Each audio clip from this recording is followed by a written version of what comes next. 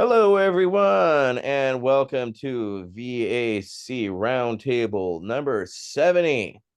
And yeah, this is going to be a little unique discussion today. We were supposed to have a guest, but unfortunately canceled at the last moment. So that gives us the opportunity to do a little bit of self-promotion today. So we have a lot of things going on with our members in the coming month. So we figured we'd take this opportunity to do a little bit of education for you all, as well as just enlighten and point people in directions if they want to get active. If there's things that are happening they want to get involved with, those are opportunities that are there. So our first up will be Council Member Tony Landry. He is down in Louisiana, and he is prepping for a rally on the steps of Baton Rouge, the state capital there. And he's going to take the time to tell us all about it. So welcome, Council Member Tony Landry, and how are things going there in Louisiana? Thank you, ATN. Welcome. Nice seeing everyone. And yeah, I'm all excited. Have the permits for our speaker. We have a rally coming up, a veterans rally for Home Grow on March 11th. Is the opening day of Louisiana's legislative session. And so we'll form up at 8:30 in the Capitol Rotunda and set up some tables for lobbying legislators as they come in around 10 in the morning. They'll start coming in to the Capitol for the 12 o'clock noon opening. Wrap the gavel. The governor wraps the gavel and opens the 2024 Louisiana legislative session. So what I did, I started back in January, myself and Angela Broussard, who runs Louisiana Medical Marijuana.com, LAMMJ.com. She and I are collaborating again this year. This is our second rally at the Capitol for Home Grow. And Angela has created this website where all the rally speakers and all the is on there. So what I'm gonna do, I'm gonna share my screen, kind of go over the rally with you, and just take any questions from anybody in the group here. So see if I can get this going. Share my screen. Open this up. Okay, so this is the LAMMJ.org, Angela's website, and it's a lot. There's the logos up here. The participants in the rally: Louisiana Veterans Medical Cannabis, Veterans Action Council, Blue Basin Canna, Pippi's Purpose, which is a CBD retailer in Louisiana. They're going to speak, Blue Basin and Pippi's. Here's the kind of the itinerary, the agenda. In the military, we used to call this like kind of the plan of the day. So the plan of the day is to show up at 8:30, set up the tables in the rotunda.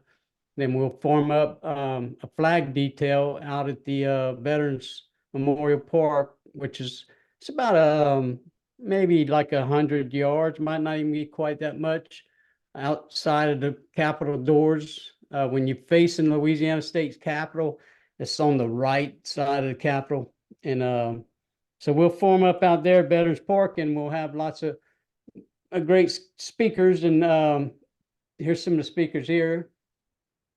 Angela, here's her website. This is last year's rally. You can see we're the flag detail here. We'll have 4 flags. So we'll be looking for some flag detail volunteers, like a honor guard, if you would, if you want to help out with the rally and participate into a historical rally to get Home Grow in Louisiana. I mean, that's a big thing, and we're gonna work on that and this year. So this is an opportunity. If you want to join in and help us, you can join in. And then after the rally out of the Veterans Park, the speakers, the flag detail will lead us into the Capitol, and you can see in the rotunda here, we'll have some tables set up with some information on the tables for, you'll have a lot of public comes in, the media will all be inside there. So, and then let's see who else we have here. Try and get back. Okay, Brandy Pett is a veteran. She has a podcast. Yes, I'm the veteran. Brandy had some, she's an Air Force veteran, and she had some injuries to her leg, and she started a podcast, and she just recently interviewed Rosie the Riveter. But I believe Brandy said she's from San Antonio or Austin. She's going to come in and speak at the rally uh, in support of our home grow. So the next speaker, I'm not real familiar just from social media. The Curly Creole, she's got a lot of followers, 14,000 followers on Instagram, and she's got a big TikTok presence. She's going to speak there at the rally. Casey Little, Casey lost her daughter to fentanyl overdose. She spoke at the rally last year. Casey started a nonprofit called Lyrics Legacy to honor her daughter and to save lives. She said her mission in life was just to save lives. So she and her team go out to Lafayette, Louisiana area bars and maybe restaurants, and they bring the Narcan for them to have on hand there and give it to them free. And that's some last year's interviews when Casey spoke at the rally. So she'll be here, and she'll be at the rally and handing out Narcan and speaking with legislators. Hopefully we'll have some harm reduction bills. Those kind of things save lives. Home grow cannabis save lives. So that's the reason all these speakers have agreed to participate, is they want to help save some lives in Louisiana. So Bill Richard has been active at the Capitol and advocating for hemp. He owns Blue Basin Cannabis in downtown Lafayette, Louisiana, CBD shop.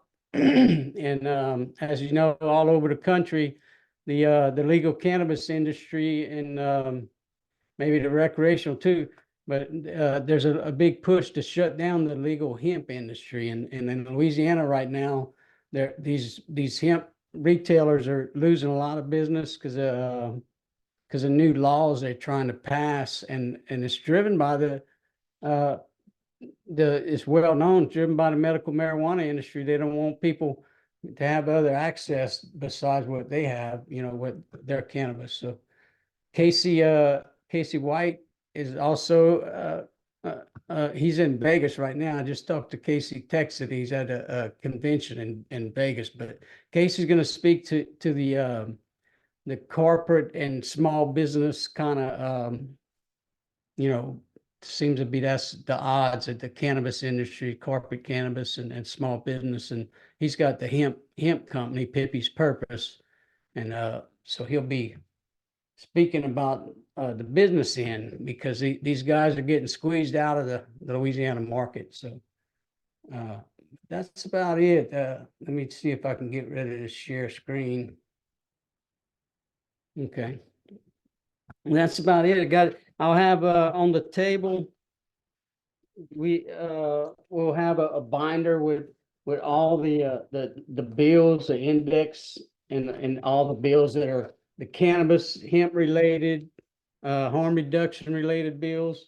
We'll have that on the lobby table. So as a reference, if a politician comes by and you need to maybe ask for an amendment on a bill, or ask him to support a bill, and if he's unfamiliar with it, we'll have that on the table to show him. We have our permit for Veterans Memorial Park. Let's see, I have my hat. Actually went out and got a haircut in between the legislative sessions. I kind of let let the Cajun come out in me, but I had to go clean up a little bit to be out there advocating for us veterans here in Louisiana. I wanted to make a good impression. And so I went and got me a little haircut there. So, but Well, that's thank you for that, Tony. I think Council Member Laughter has a follow-up question for you. Yeah, okay. I do, Tony. That all looks great. I actually have a question and a comment. I'll do the question first because the comment's going to take a minute. The question is any portion of this, including the speeches, likely to be videotaped where someone like myself who can't make it to Baton Rouge might be able to hear what goes on or what's said? Is that possible? And then the comment is, I think the woman's name was Brandy Pettit, who had the Air Force veteran with the leg injury. And I wanted to call out her bravery for being willing to dress in such a way that you can openly see the wound, the trauma inflicted on her lower leg. And as a young woman, that's a huge statement of bravery in our culture. And it makes me want to meet this woman. So I bet she's a pretty amazing person. And again, to my question, any chance of hearing recordings of some of the things that are the speeches or whatnot? Thank you, Tony. And great work, by the way. Thank you, Wade. And yes, Brandy is an amazing woman. I met her in Louisiana at a mixed martial art match. Brandy came in to do some media work there, and then and I was invited to do some media work with my Louisiana Veteran Medical Cannabis. But Brandy will be, she's going to have all the speakers on, well, as many as we can get together on February 29th at 2 p.m. Central Time. We'll have a podcast, and Brandy's going to interview myself and Angela and some other veterans. Hopefully we'll have 2 or 3 veterans on there getting interviewed, and civilians as well, the speakers. But she'll be live streaming, at the, excuse me, let me get a little sip. She'll be live streaming at the Capitol that day. She's got the equipment to live stream. So, and we also have combat veteran, excuse me, Thomas Benmore is from Lafayette here. He's a combat vet. He's got a combat photographer. Excuse me, Wade. He's a combat photographer, so he'll be having his camera there, taking pictures and all, and doing stuff too. But we will be live streaming on the social media platforms, and hopefully everybody's going to be hashtagging, Louisiana Veterans Rally or something, and on their photos and uploading them to their social media. So it'll be kind of like a deposit of photos there and videos. But yeah, we're getting excited. It's coming together. We're still kind of looking for if somebody wants to help sponsor in Louisiana, maybe a home grow, a gardening company or someone, in the hemp industry that sees our work here. We're doing some monumental work. All these folks that are at the rally have all spent time at the Capitol testifying. I've seen them there, myself and Angela for sure, but all the others have testified in favor of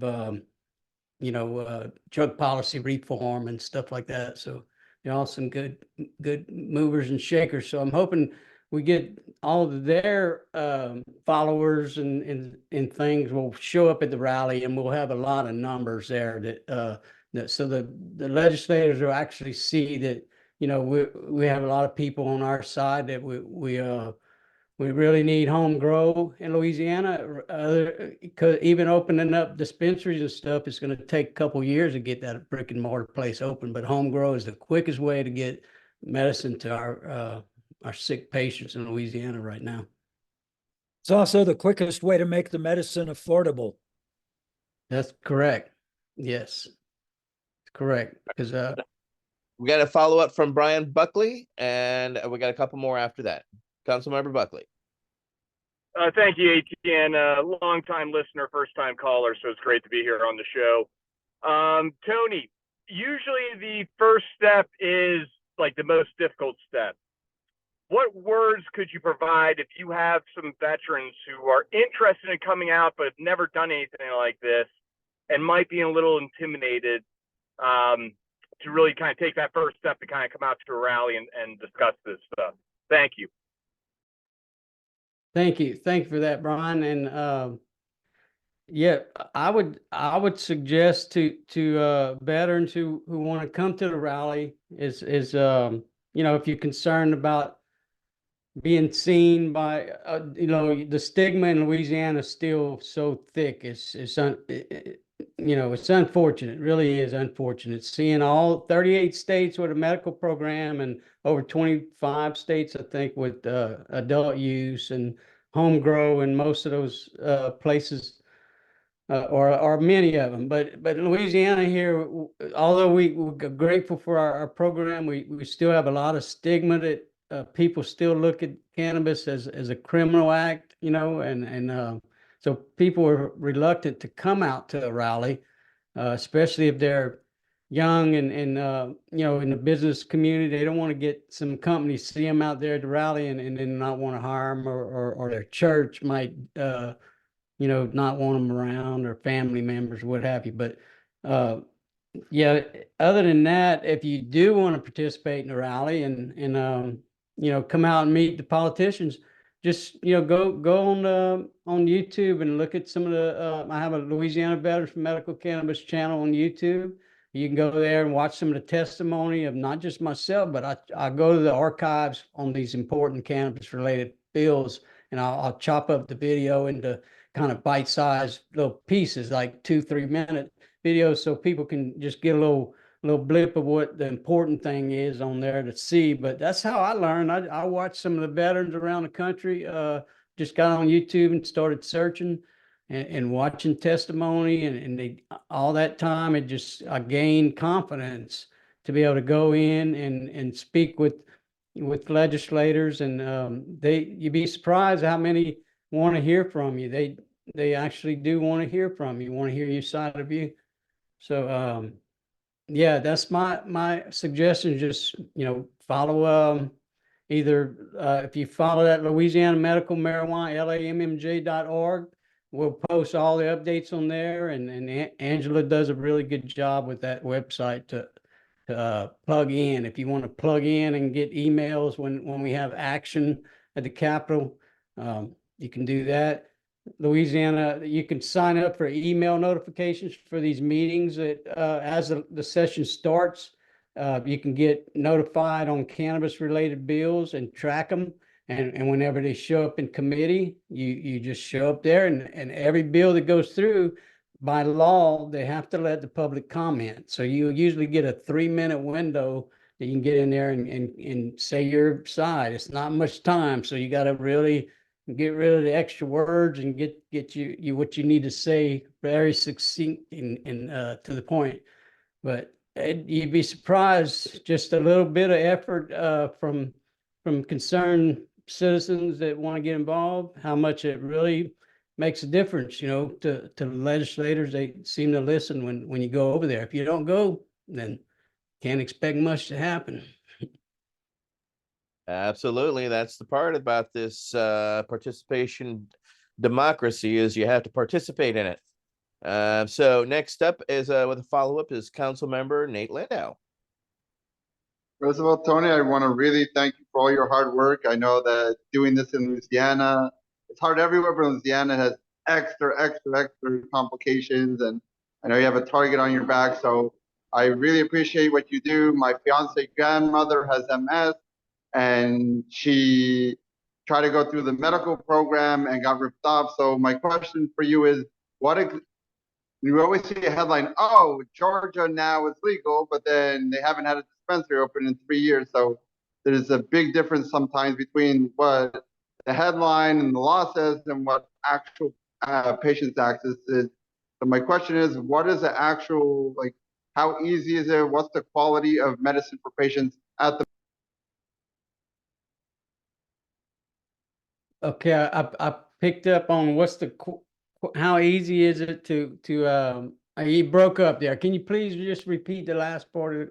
Yeah, no problem. On the ground right now, if I'm a patient in Louisiana, how complicated is it to get a medical recommendation? What kind of products are available? How expensive it is? Like, what's the reality on the ground as a patient?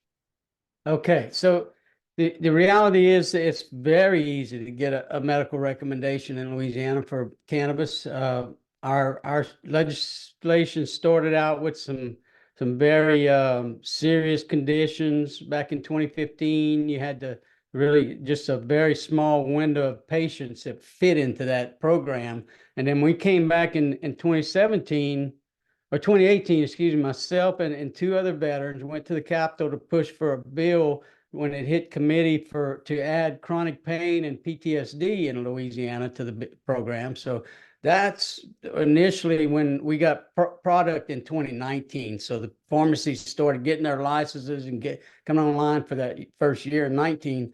But so the product I wanted to go with that is it's very easy to get the license, but the very little of it you would have to drive. Some people have to drive over an hour, hour and a half one way from these small rural. I mean, we're second in poverty in the nation, so we're not wealthy state by any means, and our product here is being priced 300% markup. They actually testified in court in the committee on the markup down here. And it's all just simply because we only have two growers and they're licensed through our university system down here. And the university systems are just a middleman holding a license and collecting 10%. LSU gets 10% off every $100 we spend. We give LSU $10. And so and in the state, Louisiana gets 7% to manage the program, the health department. So we pay 17% of what I call a hidden tax, because in Louisiana we have a law that no medical products should or to be taxed. No, your cane, your walking stick, nothing medical related can have a tax on it. And medical cannabis is medical related, so it shouldn't have all that tax on it, other than a little small amount to manage a program or something. But we're paying all this money to LSU, and they marked it up because there's no competition whatsoever. So they marked it up. But yeah, easy to get the card. It's so easy now, because they came back in a couple of years after we got chronic pain and put it to where your doctor can do telemedicine. They don't even have to look at your records. It's so quick and easy. Like 5 minutes, you're off the phone. 15 minutes later, the dispensary's calling. You go over and get your medicine. It's that quick and simple, because you can have it recommended for any debilitating condition. Now you don't have to have any serious stuff. You just tell them, I'm not sleeping well. Okay, here's your recommendation for the year. So it's like $80 for the recommendation for the year, and then the cost is so high. I can spend about for 1.5 grams of flour a day and about 3 bottles of tincture and a couple bags of edibles. I remember I spent like $1,000 a month for 2 months, and then I was like, okay, this doesn't make sense. I got to stop this. So I've been in and out of the program, but this year, who knows? We have the session. The legislators can put in as many bills as they want. 2 years ago, we had like 20-something cannabis-related bills, so we could get some bills that just open up the market, because there was some pushback in Louisiana the session on the current situation where you have 10 dispensary owners in the state of 4.5 million, and those dispensaries, once they get 3,500 patients, then they're able to go open another location. So it's kind of favoritism, to corporations, which our Constitution has a clause in there that was put in years and years ago that the legislators could not pass laws that they had a conflict of interest and or special privileges to corporations that was outlawed, in our state constitution. But it seems with this program, there's some violations, but nobody's challenged them yet. So we just have to hope that some legislator gets something in, and then the governor signs it. So, All right. Councilmember Jones. Thank you, Peggy? Tony. Thank you, Tony. So for any veterans that are watching that want to help with your flag detail, do they need to have a uniform or a specific dress attire? And how would they reach out to contact you in order to participate? oh, thank you for that, Peggy. No, just show up. I have all the parade quality flagpoles with the brass screws on them, and the eagle tops and all that. And we have 4 flags. So if you just show up, that morning, or email me if you want to email or contact us through lammj.org. Drop a email to their website, and we can give you more information. But it's pretty. Just show up, and just think of it like this. If you go and play football, you wear shoulder pads, but if you go into the Capitol to talk to businessmen in business suits, you don't have to wear a suit, but dress with a collared shirt, kind of. I like that. I mean, but hey, if you come in a tie-dye t-shirt, I don't care. If you just show up, that'd be good enough too. But it's nice that, present yourself like you mean business. You want to talk about $1 million industry or $1 billion industry, and you're here to discuss, some laws. So it's nice when people show up and they look at kind of like semi-business dress, Absolutely. You got to dress for the success, and you want to look the part when you're up at the Capitol. So thank you very much, Tony, for that update on Louisiana. And I guess Wade has one more, and then No, actually, it's more of a joke slash thing that happens in my head. Every time I see a man in a suit with a tie around his neck, it looks way too much like a tourniquet that's cutting off blood flow to his brain. I'll end there. Thank you. yeah, you don't have to wear ties, but if you want to look like the others, they are. So go get a custom shirt and make sure it is nice so it doesn't strangle you, so you can wear it properly. Right. Okay. With that, we're gonna kind of shift, and we're gonna go to the state of California. Council member Nate Landau is not only with the Contra Costa Normal, he does work in Sacramento and lobbies and keeps up on things. And there's been some change is in California, especially around this year, SB 34, which is a bill that we have been using to donate medical cannabis to patients for free. Sunsets. So we were anticipating SB 34 to come up again this year. However, that has changed. So with that, I will turn it over to Council Member Nate Landau. Hello, can you hear me okay? All right. Well, yes, California, is the birthplace of medical cannabis. As you all know, the first state to legalize it in '96. The whole, what we call cannabis industry, stemmed out of the cannabis community, and compassion programs was the start of it, with Brownie Mary giving out edibles to AIDS patients, and that evolved into Proposition 215. And then when we legalized, California just doing everything in such an amazing job, we're like, oh, you want to donate to people in need? We're going to tax you on it. So in 2019, we helped pass a bill called SB 34 that will allow businesses to legally donate medical cannabis to people with a medical card. Unfortunately, they put a sunset clause in it, which is going to expire in February of 2025. So we were hoping to get that one exactly renewed, but that didn't happen. California has a huge budget deficit. So this year, any bill that costs the state any money is going to be very, very hard to pass. Just an example, a few years ago, they tried to change how DUIs are written out.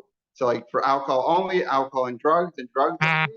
And it thought it wouldn't cost the state anything, and ended up costing the state like almost $1 million because they had to reprint hundreds of thousands of forms for all the cops. So, but luckily, shout out to Nicole Redler from Recompass and Dale Gillinger and Ellen Kamm from Cal Normal. They worked really, really hard. And on the day of the finish line, because in California, you have to introduce bills by February 15th if you want them to be considered.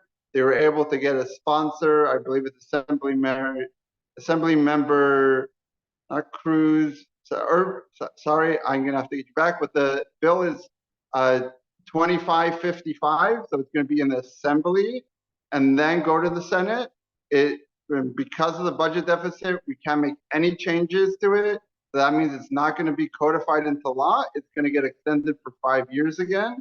But right now, we will take, we just don't want the program to finish. So we will take any victory we got. It is going to be an uphill battle. It has to go through a lot of committees. It's going to be very veteran focused because that is something, as we know, is harder for politicians to shut down when veterans are asking for it. So anybody that does SB 34 events in general, especially with veterans, we're going to need your help. We're going to have a petition circulating in the next month. We're going to have a call to action. So every time it hits a committee, especially the committee chair, we're going to have a letter that all you have to do is put your name and press a button and send it. Those letters or call their office does help, especially on a state level. It really does. They get, the day before they go to the committee, they get 500 emails and 100 phone calls. Somebody on the fence can change their mind. So please be on the lookout for it. This is a really, really important bill. It's the main cannabis bill in California. There is the reintroduction of the consumption lounge bill that we got vetoed last year because the governor was concerned about secondhand smoke for employees. So it's the same bill with this extra added language for ventilation. So there's a lot of anti-smoking, as California knows. There's very anti-tobacco smoking. So those groups and their lobbyists are very anti any smoking. So hopefully it's ventilation. And then the last thing is they want to kind of merge the hemp and cannabis industry. So a licensed cannabis companies will be able to sell hemp.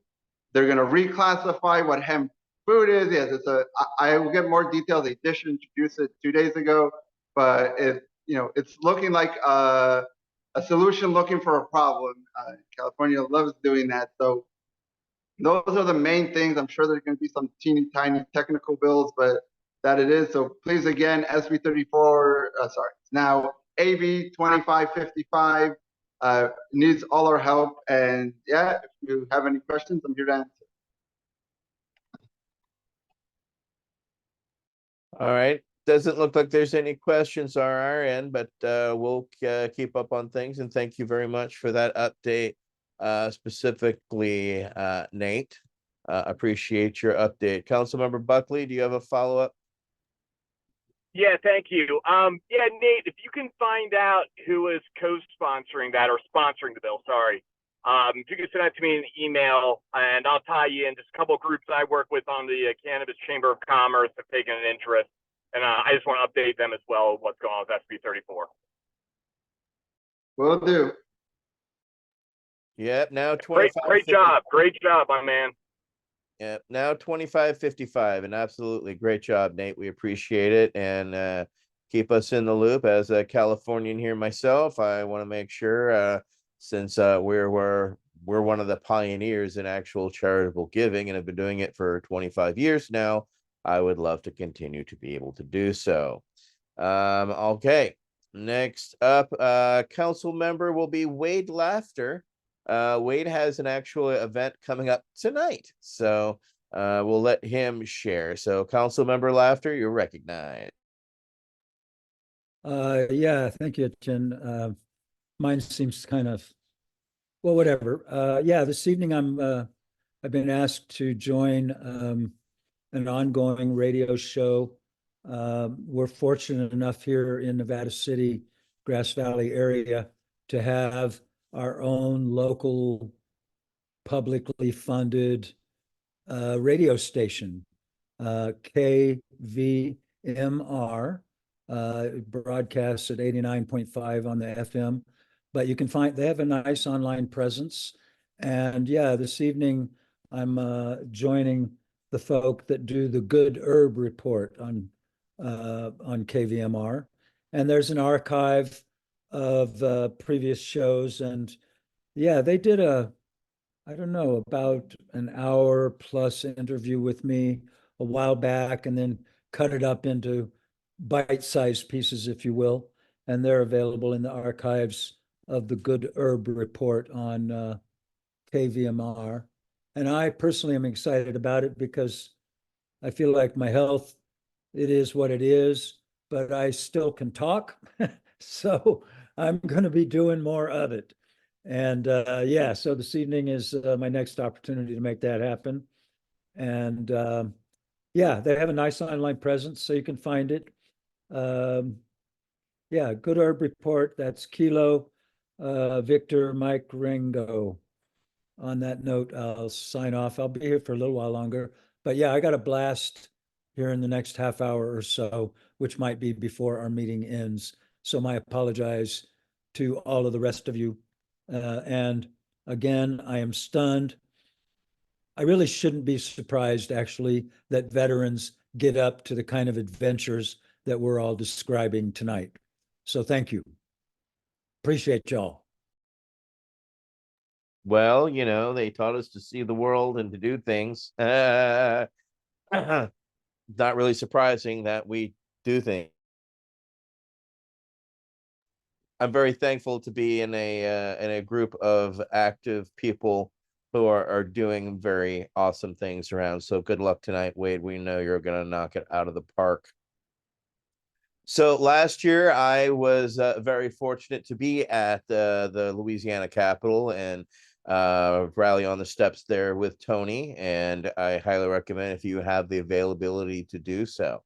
I wish I could be there this year, but I've been fortunate to be selected to go to Vienna, Austria, and to work on our work at the UN level. So with that, my mentor and our senior diplomat of the cannabis embassy, of which I'm a junior ambassador, he would be the senior big man. So Council Member Michael Krawitz will explain what will be going on next month.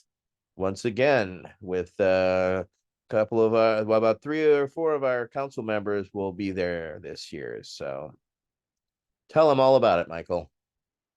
Yeah, I got a couple of things on my mind first. I wanted to talk about. First, I wanted to talk about the kind of what I call the cannabis activist basic arithmetic, the devil's arithmetic of where to put your body as a cannabis activist. And this is something that has guided me throughout my tenure as an activist since the very beginning, almost till now. And that is, where can I be most effective? But it's very simple. How many people are doing it already? Especially how many people does the job require? And assess those things very carefully, because often you'll be talking about numbers in maybe thousands, where you're adding your body, it's 1/1000 in strength. And I actually remember a protest I showed up at. We were protesting a judge in Washington, D.C. that had heartlessly thrown this quadriplegic guy locked to his wheelchair without help. He's completely incapable of caring for himself, and they threw him in jail because not only did he possess marijuana, but he was helping his friends in the van hide the marijuana from the police by lying about the fact that it was in the back of his wheelchair. So the judge was particularly pissed at him, so threw him in a lockup where he promptly died. And Laura, I'm trying to think of her name now, for the U.S. Marijuana Party, Loretta Nall, had a protest in front of the judge's chambers there. And everybody else went to the ASA thing, which was really cool. They used to had a big protest in front of Health and Human Services. There's 100 people there or whatever. But had I not shown up at Loretta's protest, she wouldn't have been able to hold up the banner that she had made. She had a 10-foot banner made, and she could only hold up one end. And I was the other person that showed up at that protest.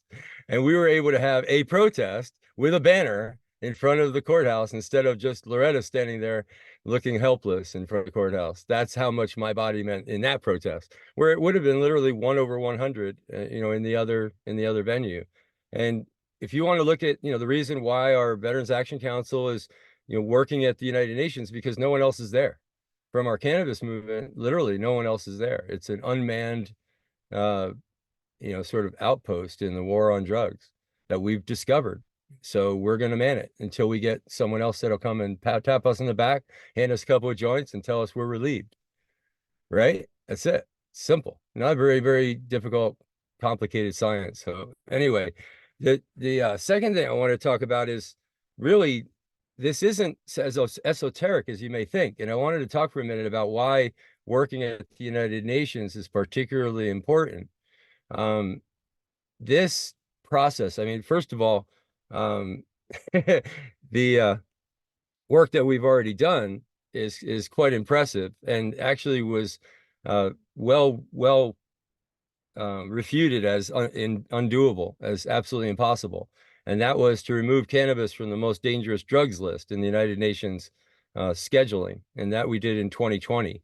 That was a pretty big impact thing because it somewhat normalized medical marijuana. As long as cannabis was in the same, schedule as heroin, it was handled the same as heroin in the treaty. That encouraged countries to handle it just like heroin. And, that's a pretty big departure from how we handle it. In our dispensaries, you could look at it as somewhat of an over-the-counter substance. So that disparity couldn't be any bigger. Now there isn't any disparity. Now, without it being in the dangerous drugs, most dangerous drugs category, it's basically it's under treaty control, but that treaty control is basic, and it just requires, the countries to report how much they use, and be good citizens, and making sure that they work against diversion of the stuff that's been designated for medicine and stuff like that. It's not really onerous. It shouldn't be onerous. Most of the stuff that we've heard over the years from countries like ours in the United States about, the treaty requires this and the treaty requires that, was actually the government using the treaty as an excuse. More than anything, the treaty is not that onerous when it comes to medical use, and certainly under doctor's orders, using it carefully, protecting against diversion, making sure people are using a safe product that isn't, full of pesticides or poisons. Number one, these are things we all would say, yeah, we could use help with that. And then number two, that isn't onerous. That's not very far from what we're doing, even at the very most grassroots level under state law, with no help from the feds. Anyway, having said all that, what we're working on, I think in simple terms at the UN, can be seen as somewhat of the other side of the looking glass. So what we're working on now with descheduling at the federal level, once that happens, and once we've changed the federal law, very few people up on Capitol Hill, again, it's where there's nobody there, that's where you'll find me. Very few people on Capitol Hill have actually talked about or discussed what's going to happen next after we deschedule, after the president signs that bill. Well, that's where I've centered my work for quite a while, and centered focused my attention. And I think that is going to be a really interesting moment. And I hope that the work that we're doing at the United Nations will help us prepare for that, and help our government prepare for that. I mean, think about the strange conundrum that we would be in if they don't listen to us, and they don't take our advice, and they don't prepare, and we don't, start adjusting how we do our descheduling to accommodate for this. This is the scenario that would unfold. We would change our national law completely, removing cannabis from schedule, descheduling it. It would be a great thing. And then the next year, since we hadn't changed anything in our treaty compliance and our treaty observation, our executive branch, because we're, big fans of the U.S. Constitution around here, we understand that the executive branch is a different branch of government, has a different mandate, has to follow the treaty obligations that we signed on to, because that's their job under the Constitution. So if we don't change that mandate in Congress, and we don't address that in the, let's call it the court of public opinion, then the executive branch is going to go to Vienna and at the very least have no change in mandate. At the very least, be rather confused in how they're going to approach it. This is not a good thing.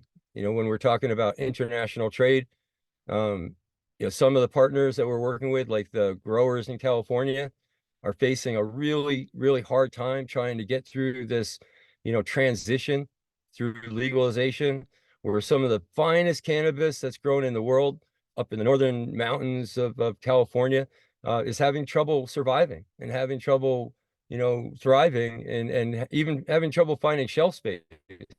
I guarantee you, post-prohibition, that kind of cannabis is going to have a world market, and it's going to be something that is going to have no trouble at all supporting the farmers that are growing it, whether it be in Northern California or in Laos and Cambodia or in Acapulco and Colombia. The best cannabis on earth, the land-raised cannabis, is going to rise to the top once we knock down the walls of prohibition. We're 2 walls away from that. You have to knock down the walls between the states and of interstate commerce, and then knock down the walls at the federal level, and then we'll have world commerce, and that's where we're focusing our attention. High level fun stuff, as we call it. So thank you for your guidance over the decades, Michael Krawitz. He's been at it since the 90s at the international level, and we appreciate your decades worth of work, and I hope that we can see the fruition at the international, which will hopefully cause the natural spilling of the dams all the way down the pipe. So thank you for that. And I'll tell you, I'm looking forward to the day when we can have access to some of this legendary bud again. People are very spoiled. It's very great cannabis that comes out of the dispensaries that are grown mostly indoors under lights around the country. But there is a sort of a ceiling to that. And if you're a cannabis connoisseur and you're really into the high-end bud, you've been listening to songs like Panama Red from the 70s and wondering when you're ever going to, if it even exists, or when you're ever going to see that. That's when we'll see it. And I'm looking forward to that. I mean, I'm selfish. I just in this for the weed. And the weed's in it for you. All right. Next up will be Councilmember Marilyn Mathry. She has some very exciting news regarding what is happening regarding nursing and cannabis. Councilmember Mathry. Thank you. And and again, my background comes from the military, which my service time was Nurse Corps, Navy Nurse Corps in the 70s, Vietnam era, not in Vietnam, but that was last 2 years of college and then 4 years of active duty service. So you're thinking in the 70s, and I found out right away cannabis was medicinal because I'm dealing with veterans who are coming back from Vietnam with a lot of issues.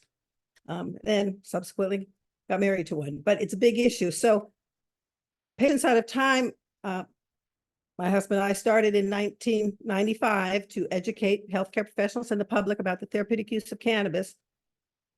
And out of that, in 2010, came the American Cannabis Nurses Association, which was great. And the best news was just this last fall of 2023. We've completed all the paperwork, and basically it's these new cannabis nurses who did all this grunt work to get it done, but it has been accepted. Cannabis nursing has been accepted by the American Cannabis Nurses, by the American Nurses Association as a recognized specialty nursing practice because of the endocannabinoid system and how this plant works with it. So for all you people listening, make sure your nurses know about this. It's something that we need to now educate all of the nurses about the endocannabinoid system in cannabis. But again, this has been a patient-led issue. Oh boy, I get emotional. and that is very proud to say again, I think it's the 23rd year or 24th year in a row.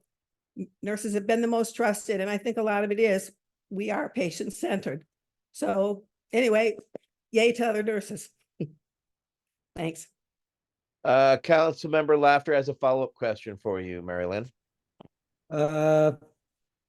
I completely agree with your statement about the need for education.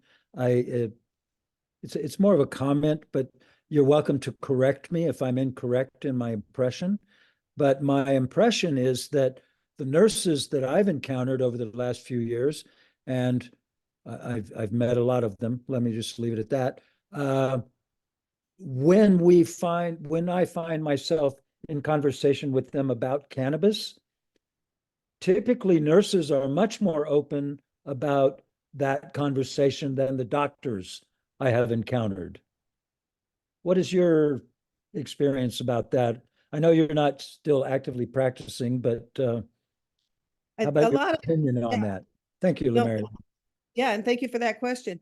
We're bedside nurses. I mean, we spend our time with the patients. And, it's very tiring for a lot of nurses to deal with pharmaceuticals. Once you learn about cannabis, to say, why am I doing this? Because I'm going to have to come back to medicate them for the nausea or the constipation or whatever. It's a frustrating thing. Nurses need to know, but we're there. And I think doctors fear their license. It's going to be taken away. But the main thing for nurses is we are supposed to be patient advocates and accept them, where they are, who they are. And again, for me, it's the same for every nurse I encounter. When they get it, when they either see a patient success with the cannabis, or once they learn about the endocannabinoid system and they have enough sense to put that together, it's like, the aha moment, but they get it. And most of them want to support nurses, want to support the efforts for that. The different state nurses associations have been way ahead of the docs in literally putting out position papers supporting access to medical cannabis. And the ANA has been doing this I think we got the first one passed. Yikes. Maybe it was 1990 or somewhere along there, but, so they've been supportive of it, but it's like now the fact that they're actually saying, yes, that's a specialty, speaks what big. And my push now, a lot of our nurses, the push is to get it. It's like, hello, schools of nursing, you need to get this into curriculum.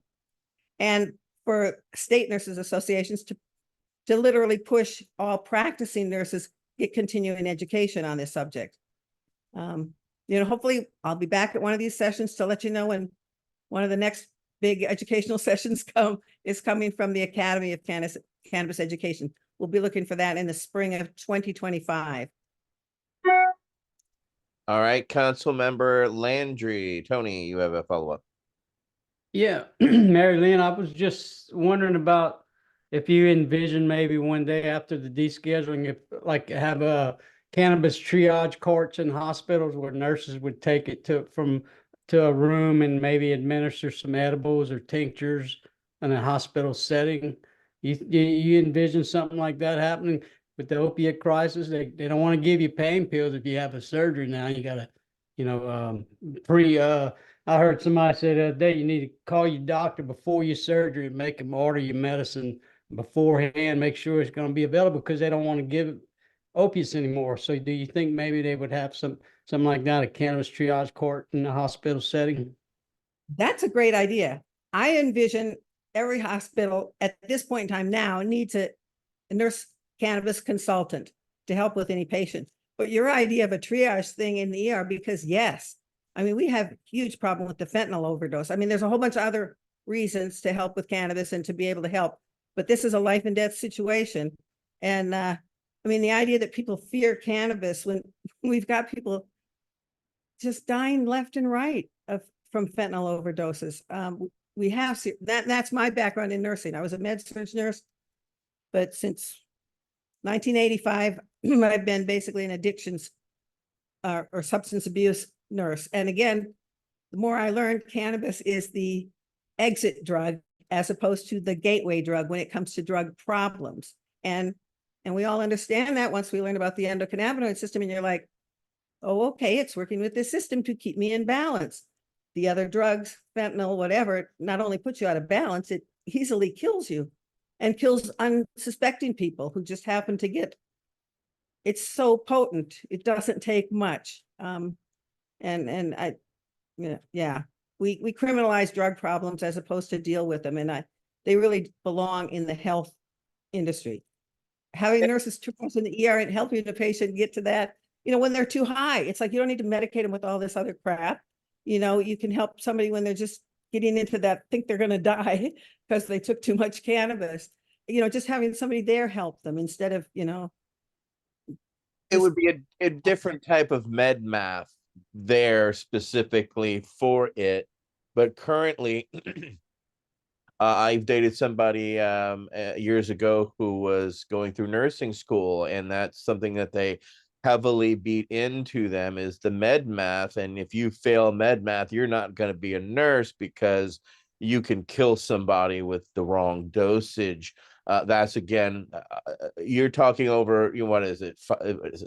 5 million now different types of medications or something like that. There's an obnoxious amount of choices that doctors have given specifically the type of situation you have with, and many of these things are toxic. So why we look towards cannabis is because of its the non-toxic nature, as well as it would be interesting to see the calculations that will be behind milligrams for that actual med math, specifically with like a CBD to THC ratio on top of that.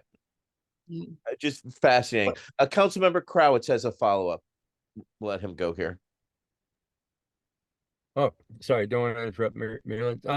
Yeah, I wanted to ask you, Marilyn. I want to ask you. I'm going to tell you a very quick true story, and I want you to see if you could apply it to cannabis. Tell me if you could think of a way that in an abstract sense you could apply this to cannabis today. So anyway, the story was when I was in the Army hospital, they're laid up in Hawaii. Terrible place to be laid up. I admit there was a really great place to get stuck for a few months in a hospital. If you had to have your leg up in the air, it was Tripler Army Medical Center in Honolulu, Hawaii. But nonetheless, it was rough for a lot of people. It had all these casts and stuff like that, and I guess seeing that compassionately, the nurses at the nurses station had a big bowl of Sudafed. And at that time, Sudafed was still a prescription drug. So they took these prescription bottles and they dumped them out into this thing, these little wrap tab things that you can just take one as a patient. You didn't have to ask or anything. And that orthopedic ward at the nurses station was a bowl of basically illegal drugs. I mean, these were controlled substances that weren't being given by prescription, that were supposed to be by prescription. Now, never mind the fact that, several years later, they were finally made non-prescription. I think I can see a parallel there somehow to cannabis. And I'm just wondering if you see a corollary. Like we're really having trouble imagining how cannabis is going to go through this transition. It's certainly not going to become dispensary and then all of a sudden prescription. There's no magic wand. There's no magic FDA approval. What do you see for the virtual, Sudafed bowl of weed for these vets?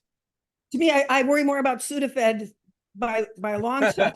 Cannabis, it's got such a margin of safety for cannabis. You're not going to, but I see it that it should be very, very simple.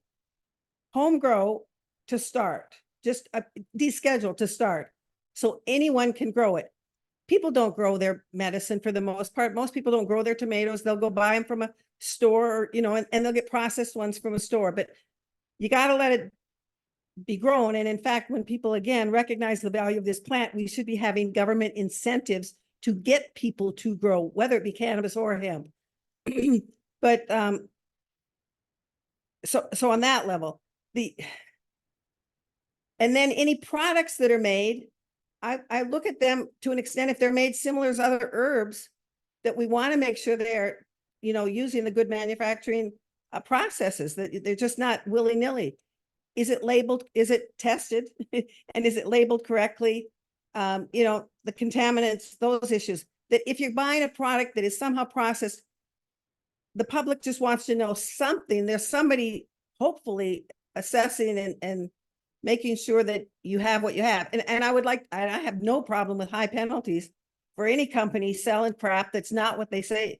They knowingly, are lying about what's in it. We've seen that before already. And my other worry right now, just about the products that are available to patients right now, because I see it in Virginia. People sometimes don't understand when they say they're not taking care of the medical community. It's now all the recreational is winning. It's like you see products of a chocolate candy bar with 500 milligrams broken into 10 squares. So you can start with your 10 milligram square of an edible THC, of which can put some poor patient, 10 milligrams is one thing. That's 50 milligrams for a little square to start, so it's like, I look there and I go, what are these patients starting with? And again, Virginia is medical now and you can grow your own, but we're just beginning. So we're babies compared to, what you can find in California, and the educated people at the dispensaries, they can tell you so much more because they've been dealing with known substances. And we're all learning that cannabis is not a drug. It's not a thing. It's a plant that comes in a zillion varieties. And it's like, what is that combination that's best for me? What's the best dose for me? It's so individual. And again, in nursing practice and in medical practice, that's the key. Individualized patient care. You have to look at the whole patient and their individual. And cannabis is it makes sense. And again, what's the status of their endocannabinoid system? If it's low, if it's deficient, it's like pancreas, give them some insulin. Well, let's give them some more cannabis. It makes so much sense. And yeah, it's just how to get rid of the stigma. And if we can just educate people, nurses who don't know, and patients who don't know, and they experience it, it's just like, wow. And you think of the kids with seizure disorders and the drugs they get put on, and then all of a sudden they try high CBD product and the seizures stop. And it's like, why hasn't somebody told me this before? Anyway, Michael, I went too long on that axis, but products I think need to be regulated, but that plant should be available and people should be able to buy it as a flower. And we should teach people how to use it as a food, whether it be the oil or the leaves, juicing it, whatever. It's such a good plant. We need to be advocating for it, because I look at it as health maintenance and health promotion more than just a medicine. Thank you, Marilyn. We appreciate that update as well as that discussion, and we hope more nurses get educated. Next up, we are going to go to San Diego, and our brother Brian Buckley is going to be hosting an event with his organization, Battle Brothers Foundation, and I will let Mr. Buckley take it from there, council member. Thank you very much, and great to be here with you all tonight. So yes, on March 23rd, atop the Symphony Towers in downtown San Diego, the Battle Brothers Foundation will be holding our inaugural Veterans Hero Ball at the University Club. This is a black tie optional event, and the purpose of this event is to not just celebrate our veterans, but also the amazing patriots that support the veterans. A lot of times I find civilians, they don't really know what to do or say because they never served. Well, the way I looked at it is we all raised our right hands, went downrange and fought for you. Now it's our turn to fight for the veterans when they return. As many of you know, during the War on Terror, there was about 7,070 men and women killed on the battlefield. During that same period, there's been around 31,000 veterans who have committed suicide back in the United States of America. So essentially, all of us here on this call are in more danger than we were when we were in Iraq, Vietnam, Afghanistan, wherever the bad place was in the world we went to go fight. And what we're going to raise funds for in particular for this event is our Institutional Review Board approved study, which an IRB falls under the FDA, is to see if medical cannabis can reduce the symptoms of post-traumatic stress with veterans. We are working with a firm out of Israel called Niametic Healthcare and Research Services. They will be the ones who will be leading the research. And we also have the University of California at Irvine as our principal investigators. So you have Israeli doctors working with U.S. veterans and American doctors validating everything that has happened. The goal is to create a recommended treatment protocol in a formulation, and we'll then move it into a different state to prove that it's repeatable and accessible, having the same results. And then at that point, we have taken it about as far as we can. As you guys know, the V.A.C. has been heavily involved with members of Congress. They would provide us a platform, raise the right hand saying, there's your data, there's your American doctors. Can we proceed with FDA double-blind study with the end state of getting our medical product into the VA system, thus making medical cannabis federally legal, not just for veterans, but for any patient that could benefit from the medicine. And the key word, having it prescribed. The veteran wouldn't have to pay. It would just be like getting aspirin from the VA. So we're really passionate about this program. We've been trying to do things organically within the state of California on the cannabis community. We've been coming up short. So now we just put a lot of money into this event to really bring out some people, not just to educate them, but to gain some funds and to conduct some data-driven research. Again, there's a lot of opportunities. You can come and visit or be there on your own. You can help sponsor. You can donate raffle auctions. Or if you can't make it, you can actually donate and sponsor a veteran and their spouse, where they'll be able to go free of charge due to you. Free food, open bar, free valet. That's really important in San Diego. And it's going to be an amazing event. And to tee it up just a little bit, one of our auction items will be an all expense paid trip to Thailand to stay in a 5-star resort that is cannabis friendly. The guy who's putting together is going to make it outstanding for the veteran and their spouse. And it should be just a one of a kind type of trip, but a lot of other things involved in that as well. So again, we need the help. We're putting this together. Please come out, find whatever you got, and donate to an amazing cause, because we are committed to changing the medical landscape of our country. Now I'll open up to any questions. That impactful. Boom. No questions. That's a successful brief, man, when you have no questions. All right, let's go. We're going to go fight some dudes. There we go. So it's going to be a very busy March for our V.A.C. family here. So thank you very much, Councilmember Buckley, for everything that you're doing for veterans. And we know the money is being raised to do research on post-traumatic stress. So we appreciate everything that you're doing, and keep up the great work. And thank you to your entire team for what you're doing. And yeah, good luck out there competing for that's an amazing prize in Thailand. So yeah, outstanding work, people. All right, with that, that's going to kind of wrap up our V.A.C. check-ins. There's a lot going on for us as a group. We've got many things happening, irons in the fire, and we're going to continue as we're on. So we'll be back in 2 weeks. We will be out mid-March because we're all busy doing things, but we'll be back at the end of March as well. So thank you, everybody, for joining us for a V.A.C. Roundtable number 70. This was check-ins with our V.A.C. members and what's going on in the month of March for us all. So y'all have a wonderful rest of your night and evening, and we'll see y'all in 2 weeks.